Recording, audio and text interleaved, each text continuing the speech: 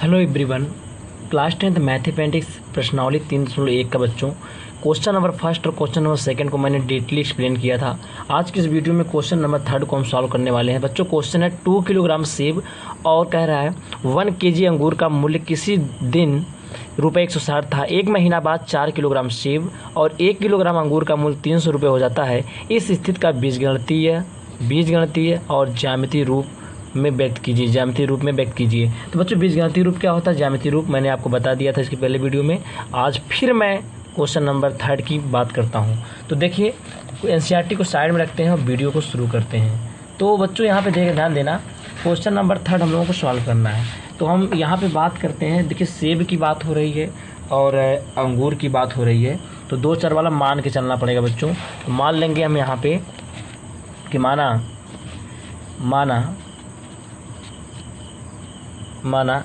1 kilogram सेब का मूल्य X रुपया है, ठीक ना। माना 1 किलोग्राम सेब, 1 किलोग्राम बच्चों जो सेब का मूल्य है, सेब का क्या है मूल्य है, वो कितने रुपए हैं बच्चों, X रुपये। क्लियर। और इसी तरीके से बच्चों 1 किलोग्राम अंगूर हमारा, ठीक, वो अंगूर का जो क्या है मूल्य है, क्या है मूल्य है, वो क्या है Y रुपये है, ठीक। अच्छा, इतना करने के बाद बच्चों ध्यान से समझना। अब हम बात करते हैं नेक्स्ट, क्या जैसे जैसे क्वेश्चन बोल रहा है उसी तरीके की इक्वेशन बनाते चलेंगे। तो 2 किलोग्राम सेब और 1 किलोग्राम अंगूर का मूल्य बच्चों 160 था। तो केस नंबर फर्स्ट बच्चों, ठीक, केस नंबर फर्स्ट क्वेश्चन कह रहा है बच्चों कि 2 किलोग्राम सेब और 1 किलोग्राम अंगूर का मूल्य 160 था। तो आप खुद समझ सकते हैं कि अगर 1 किलोग्राम सेब का x तो 2 किलोग्राम का 2x और 1 किलोग्राम अंगूर का क्या है y है। तो यहाँ 1 किलोग्राम ही दिया है y। और ये कितने रुपए का था बच्चों, 160। समीकरण नंबर फर्स्ट।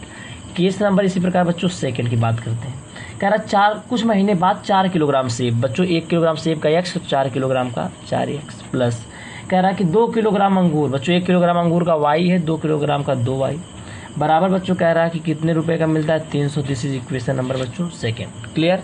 तो ये समीकरण जो बनता है बच्चों, इनको बोलते हैं बच्चों बीजगणितीय रूप। कौन सा रूप, बीजगणितीय रूप। क्लियर। अब ध्यान देना, इसके बाद बच्चों हमें ग्राफीय रूप की बात करते हैं। तो ग्राफीय प्रदर्शन के लिए बच्चों आगे चलते हैं, ध्यान देना।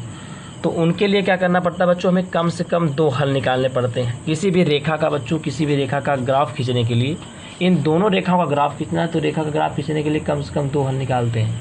तो चलिए सबसे पहले समीकरण 1 से बात करते हैं। लिखेंगे समीकरण 1 से क्या मिलेगा बच्चों, देखिए ये हमारा समीकरण 2x + y = 160 है। तो यहाँ से अगर बच्चों हम y की वैल्यू निकालेंगे तो हो जाएगा 160 - 2x, ठीक। अच्छा कोई बात नहीं, अब टेबल बनाते हैं इनके लिए। ध्यान देखिए, टेबल थोड़ा सा बड़ा बनाएंगे, यहाँ देखना। और 1 2 टेबल में हम तो 2 निकालते हैं, लेकिन इस बार हम 3 हल निकाल देते हैं, कोई बात नहीं। अगर बच्चों x बराबर हम 40 रख रहे हैं, ध्यान से देखना, 40 दूना 80, 160 में से 80 जाएगा 80। x की जगह 50 रखते हैं, 50 दूना 100, कितना बचेगा 60। इस बार 60 रखेंगे तो 60 पे क्या देगा 40। देखिए 60 दूना 120 और 160 में से 120 निकालेंगे तो 40 से आएगा।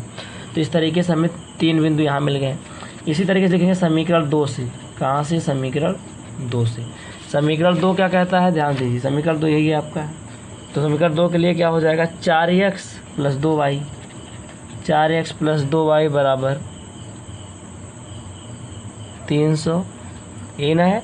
और उसके बाद क्या करेंगे, फिर यहाँ से y की वैल्यू निकाल लेते हैं। या करके देखिए, अगर इस समीकरण में 2 से भाग देते हैं, इस समीकरण में बच्चों इसमें अगर 2 से भाग देंगे तो 2 से दूना 2 दूना 4x, 2 दूना 2 से 2 कैंसिल बराबर 2 से करेंगे तो कितना हो जाएगा, 150 हो जाएगा। क्लियर। अच्छा तो y बराबर यहाँ से क्या निकलेगा, 150 - 2x निकलेगा ना। अच्छा अब ध्यान देखिए, यहाँ भी 2 हल निकालेंगे इनका भी। तो 2 नहीं, हम 3 निकालने वाले हैं, 1 2 3, ठीक। एक में x, एक में x बराबर अगर मैं क्या रख दूँ 40। ध्यान से देखिए, x बराबर 40, मान थोड़ा बड़े बड़े हैं ना यहाँ, इसलिए बड़े बड़े रखे। 40 दूना 80, 150 में से 80 निकलेगा तो कितना बचेगा 70। अब मान हम यहाँ पे रख देते 50, 50 दूना 100, 100 150 में से 100 हो जाएगा 50। यहाँ पे रख दिए 60, 60 दूना 120, 30 बचेगा। तो ये सभी बिंदुओं को देखो, 40 का 80, 50 का 60, 60 का 40, इन सभी बिंदुओं को क्या करेंगे, आलेखित करेंगे, ठीक। तो चलिए देखिएगा ध्यान से, आलेख खींचते हैं। आलेख बहुत ही आसान होता है, जो कि क्लास 9 से हम लोग खींचते चले आ रहे हैं। ये देखना क्या है, यहाँ ये है आपका x डैश और y डैश। क्लियर। तो अब देखिएगा, अब यहाँ पे थोड़ा सा क्या करेंगे, लेट करके चलिए कि जो एक बड़ा खाना है, बड़े खाने के बराबर 10 मान के चलते हैं, 10 इकाई, 10 20 ऐसे 30 40 50। ठीक, आगे भी बढ़ा सकते हैं ऐसे। यहाँ पे जो होगा x यहाँ कर देते हैं और क्या 60 हो जाएगा।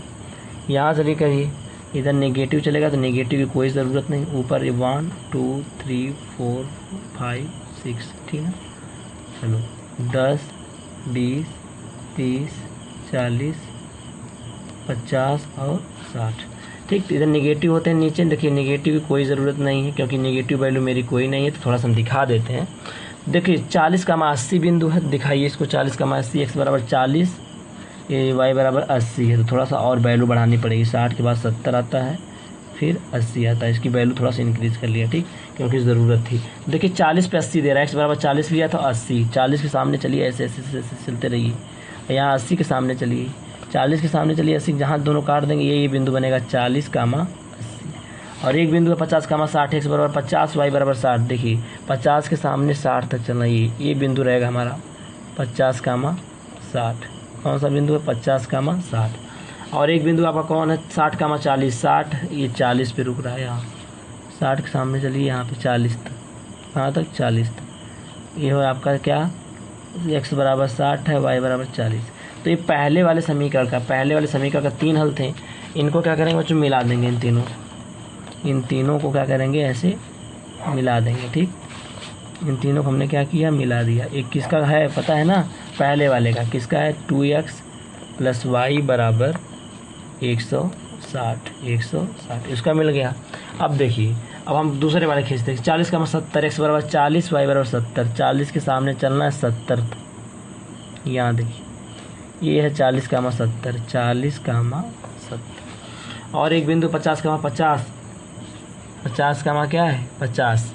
x बराबर 50 लेना, y बराबर 50 लेना, तो यहाँ पे मिलेगा 50 के सामने चलेंगे, यहाँ 50 सामने आएंगे। देखिए ये बिंदु मिल रहा 50, 50। ठीक, उसके बाद मिलेगा 60, 30, x बराबर 60, y बराबर 30। यहाँ पे मिलेगा, ये है आपका 60, 30। इन तीनों बिंदुओं को क्या करेंगे? मिला देंगे।